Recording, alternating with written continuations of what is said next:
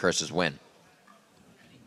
Thanks, Riv. Want to welcome EpicSkillshot and Voyboy to the desk. Finishing out your Super Week with 3 wins in a row. That's got to be a huge boost to the confidence going into playoffs, Voyboy. Yeah, definitely. After we lost Complexity, it was like, wow, we might not make playoffs. Like, we've worked so hard. We think we're so good, but if we can't make it, then it's all for naught. And then we just rallied up. We pumped ourselves up. We're like, we can do this. We can beat all these teams. We've done it before. We know we can. And we just went in, and we won 3 games in a row. And now I think we might move up to 4th or 5th, I think 5th spot. So that's pretty good, and it's a big confidence boost for us, definitely. If CLG lose their game later today, you own tiebreakers against them, so you would go up to 4th okay. off of that. So that would be the condition for that. EpicSkillshot, I have to ask it. It's your first victory against TSM, last game of the season. How does it feel?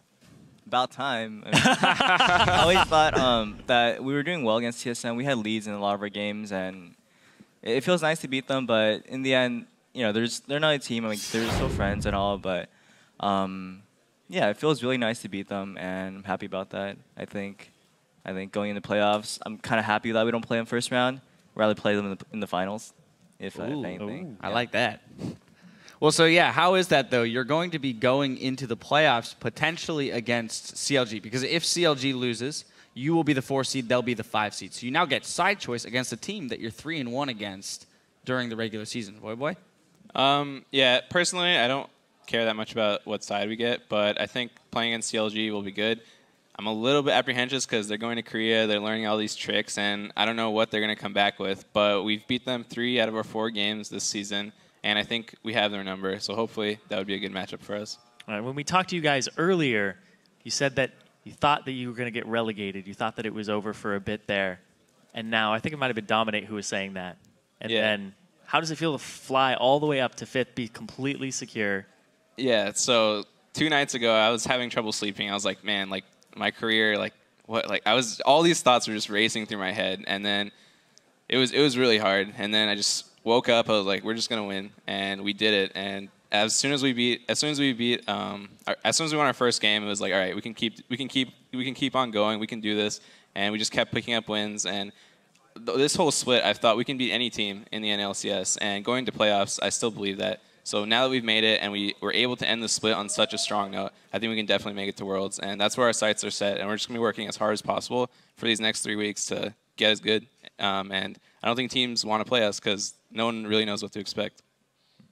Let's take a peek into the game real quick. I want to talk about the fact that you prioritized the Evelyn and then made really good use of it. Especially being that you were on TSM Season 2, Season 3, a lot of people used to employ the tactic of Camp Dyrus.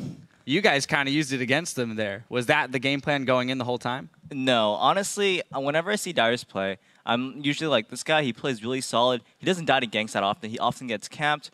But today, like I think for him, once he dies a few times, he just kind of goes on tilt. And that was kind of the problem this game. He went 0-6 or something like that. It was not good, not a good game. And normally he doesn't die that often, and I was a bit surprised by what happened. I think Klaus and Dominate just played really well. And yeah, they pretty much secured our win just through their play. All right, I want to actually jump into the game here, get a replay on the screen. It's 8 minutes and 45 seconds in.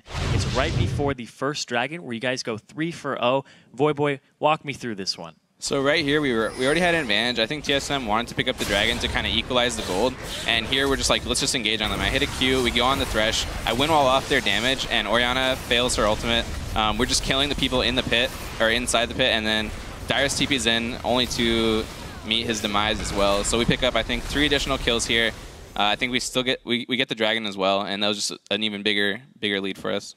And what does that do for your team? You started off with an advantage, and then you just continue to push it, and then you get an even bigger one. And you guys just went on to close the game. What does that do with your shot calling? We were just very confident. We're like, all right, we have this. We have the lead. We're stronger than them in all positions, and we can just close this game out. We just play our game, just textbook map control, take vision, deny them, look for picks, which is what we did continuously throughout the whole game. And we were just able to continuously build our lead up until the final dive where we just ended the game. And for us, it was really important that we didn't throw the game. That was honestly the biggest thing on our mind, because in our previous games, in the very first game against TSM, we had a lead, and after like a good Dragon fight, we ended up losing our lead, and it was really important that we were like, okay, just play a little bit safe, play smart, control vision, control Baron, don't throw the game. And that's kind of what has been helping us so often just for these games, just not throwing the games. And we felt like we're really strong early game, carry that into mid and late.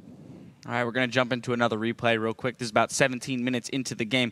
It's following a pick from Lustboy, but ignoring that, you guys basically take a 4-0 against them. So, Special, if you don't mind walking us through this one.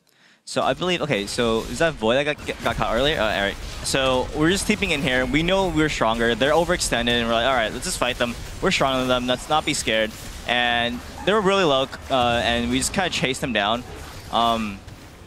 And really, they were just behind. And they got a really good pick, but they overextended. They were too far behind for them to be comfortable pushing that far. I chased them. I missed my spells and stuff, but this is good since our team was just trying to catch up to them, and them trying to turn on me allowed my team to just get in range, to secure even more kills, and the pick that they had earlier just was negated by us reacting appropriately and just being stronger. You say got caught, and I say I baited their whole team. It's calculated from level 1. Yeah. Exactly. What were you thinking when Lustboy just flashed up? I and was ignited recalling. you? I was like, oh, we can engage on this, and then he just like came. I was like, I think I had my shop open. He just flash ignited. If I had popped a pot while I was recalling, I would have lived there too. So that caught me off guard. But they were pretty far up to make that happen, so we were able to capitalize on it. I called it too. I was like, Lustboy's gonna go for you. And it was like he's like flashing on it. Especially was like, Lustboy's missing. I'm like, wait, I'm dead. Wow, two very different stories there. The jury's out on that one. I want to ask the question though about when you're down a player. It might be a questionable engagement, but you're that far ahead in gold and power. How much are you willing to allow for room for error and things like that when you're choosing engagements being that far ahead? Well, I think we wouldn't have gone as hard if Orianna still had ulti, because when you're playing against Orianna, one of the biggest concerns, no matter how far ahead, no matter the game circumstance, you always want to respect the Orianna ulti. And she used it mid to try to kill me. I was able to walk away. Lustboy did finish me off, but we were fighting that with the gold lead and knowing that Orianna had no ultimate. So we were pretty confident that we could come out ahead in that situation, regardless of how many people we had. I also want to touch on your champion pool for a second, because the Tristana, the Talon, and the Yasuo, and you talked last time about Assassins and Exhaust. They didn't take an Exhaust against you in this game. Does that just give you free reign? And how do you feel about your champion pool compared to other mid laners? Yeah, I think my champion pool is pretty big. I don't think anyone really knows what to expect or what to ban against me. Like this game, they banned Tristana, Cassidy, and I got Yasuo, which I was pretty happy about. I go into every game confident. I have a pretty big pool, and I just try to pick whatever I think works best for our team. But yeah, I think people are always a little bit surprised when they go up against me. All right. I honestly don't even know what Void would play sometimes. I feel like he just rolls a die, and sometimes you get lucky with the talent or something, but sometimes I don't even know what he's picking. Yeah, but those are exciting games to watch. It's always fun to see a new champion pop out. All right, final question, though, has to be, have you guys ever considered the fact that when you turn your logo sideways, it looks like an elephant on fire? Yeah, we actually have. Someone pointed out like a year ago. I was like, no way. And then I was like, wait, it does. Were you aware that that was our Twitter vote during this game? Was hashtag elephant on fire or TSM win? No. You guys beat That's TSM. hilarious. A resounding right victory on Twitter. It was something like 81% to 19%. People are big fans of the elephant. Okay. Anyway, gentlemen, I want to thank you for your time here on the desk. Congratulations on a fantastic Super Week 3 and 1.